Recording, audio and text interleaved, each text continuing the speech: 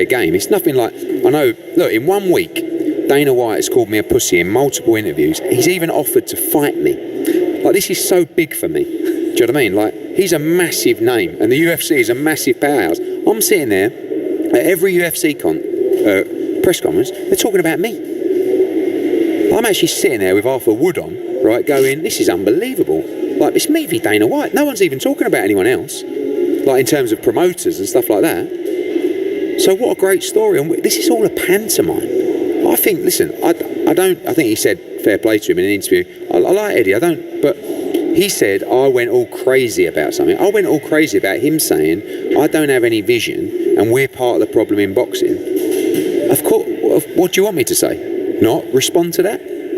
So now, a couple of weeks on from that, and you know, he said, you've never heard me calling him a pussy and, you know, telling him but I respect the guy, I respect the organisation, but say the war, but it's for real and it's competitive and it's going to be thrilling for you guys. And 10 seconds gone. Show me some face there.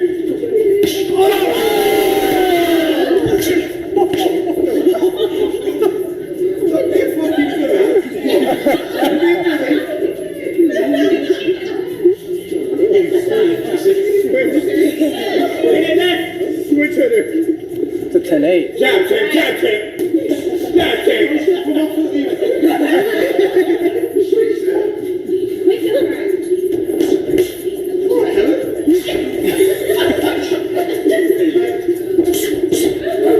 Oh, that's a...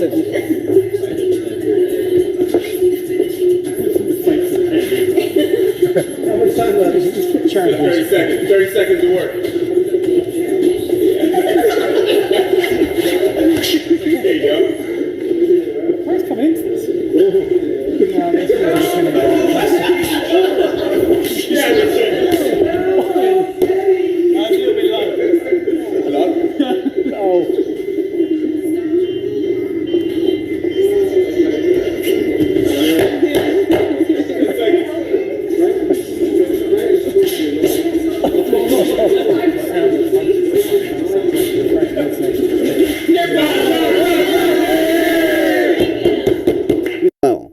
So it wouldn't be like a misfits boxing match between two influencers that don't know what they're doing. It'd probably be like a crafty vet matchup between these two guys in the boxing ring. And if you don't know, Eddie's fucking massive as well. You know? This is Tom. And Eddie might have half inch height on him. He's standing behind Tom here. And he's a little taller. Just a tad. Or maybe around the exact same height. So he's at least 6'4". Probably 6'4.5", pushing 6'5". He's a big dude, okay? And he's kind of got hands, and Dana's old. So I need to see this matchup. I want to break it down. I want to do a prediction video. I need to see DJ do a void breakdown of Dana White's boxing techniques. I want to see the whole build-up of this. We got to see it. Netflix, I'll put full promotional value behind that matchup. We'll make it the biggest fight ever. Come on. Just the press conferences, put up the money and make it happen. You've got 15 million for Conor Benn, Dana White. Netflix, you've got to have 100 million for Dana White and Eddie Hearn. Come on. Make it happen. Dana responded to that. The Conor Benn thing. This is big as well because Dana signing Conor Benn for $15 million. We got to talk about this. Then we'll get to Ngannou in a second. Dana signing Conor Benn for $15 million is insane because it's what started this whole beef between them, and Conor Benn apparently just didn't even give Eddie a phone call and just left for the $15 million, which in some ways is making boxing look good, and we'll look at the responses from the UFC fighters, you know. Aspinall responded to it, O'Malley responded to it. So did Adesanya. Yeah, Adesanya, we've got him as well. So we'll look at some of their responses soon as well. But this, I think, also makes boxing look bad because it's like, how did a guy just poach one of your fighters by paying him more money? This makes the UFC's contracts seem a little bit more genius than they are to have full control over these guys. Because imagine if Eddie Hearn could just swoop in as a counter-attack and offer Tom $50 million for a boxing match. No UFC heavyweight champion. You know? So it kind of does make sense that they're not allowed to, have a bit of freedom in their contracts, to say the least. But he paid for Conor Benn. And again, is Conor Benn worth $15 million? No. Everyone's been responding to this in the MMA scene as well. Who's yours? It was good work for me. I didn't feel 100% today, but I feel like, I got in there, I did the work. If I didn't have Gifford with me, I would have never, come down and worked out like I worked out today.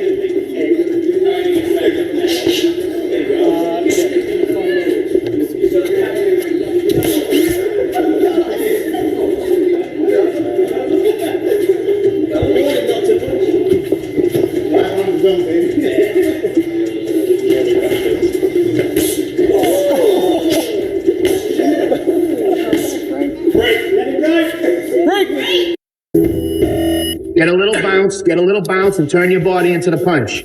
What I saw today was a little bit of a letdown. He was flat on his feet. I need to see him move his feet more in order to get off. You can't stand in front of a guy like this and walk in.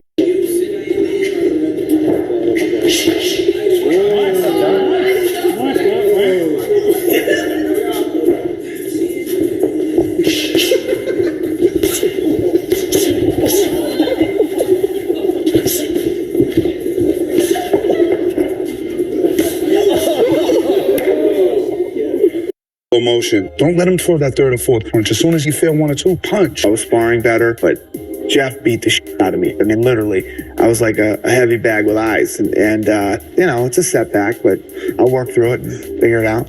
It was really one-sided. I need an answer. I was really frustrated. The things that we had been working on for the last couple of weeks, he didn't show me any of that stuff. Thinking there, Dana. Use your legs a little. I was ready to get on the next plane back to Boston.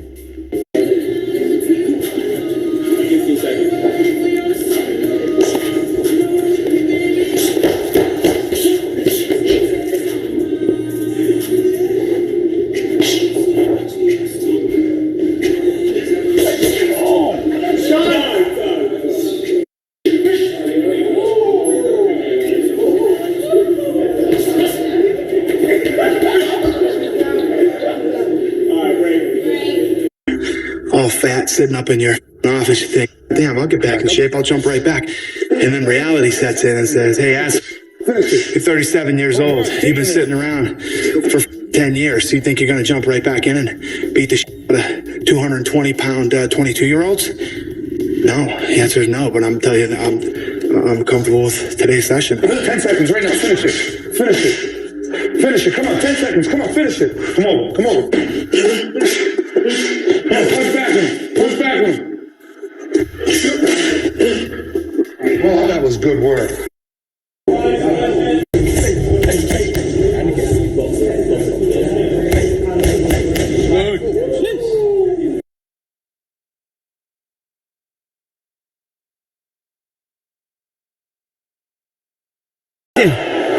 I've spent a lot of time, Joe, slating everybody in the company. Backstage, I'm starting fights off everybody. I've ridiculed everyone on the roster. And I just want to say from the bottom of my heart, I'd like to take this chance to apologize to absolutely nobody.